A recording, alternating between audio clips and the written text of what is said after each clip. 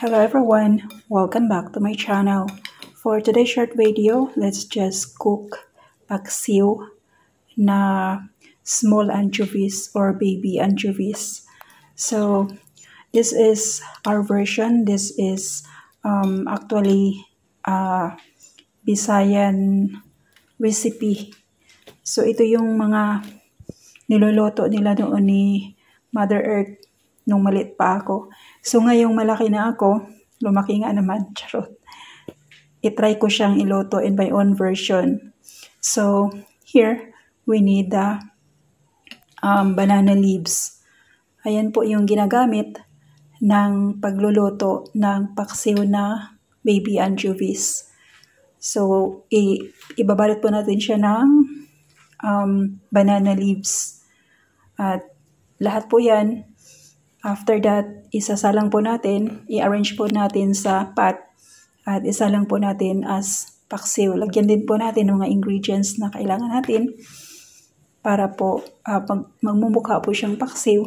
And actually guys, ang sarap po nito pag naluto na. Kasi ano siya, mabango kasi meron siyang banana leaves. So, ayan po ang ating mga ingredients. Ginamitan rin po natin ng salt. Yan. Ang ginamit po natin na salt dyan ay ang Himalayas. Kaya kulay pink. And then vinegar, shallots, ginger, and garlic. So, yan lang po. Isasalang lang po natin siya ng mga 10 to 15 minutes at kailangan lang po natin na mag-dry yung tubig po dyan sa paksiw na yan para po hindi siya hiwa-hiwalay sa loob.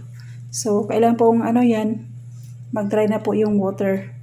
Ayan. So, tingnan natin ang result kung anong nangyari. So, ayan na guys. Ganyan po ang itsura niyan pag inopen mo yung banana leaves. So, yun lang po. At yan lang po ang share ko ngayon na recipe, short recipe for you guys. Thank you for watching and please don't forget to like and subscribe if you're new to my channel. Thank you very much po. Please stay connected to be updated with my next videos. Once again, this is Solabi, always reminding you to stay healthy and be safe always po. Once again, thank you for watching and bye!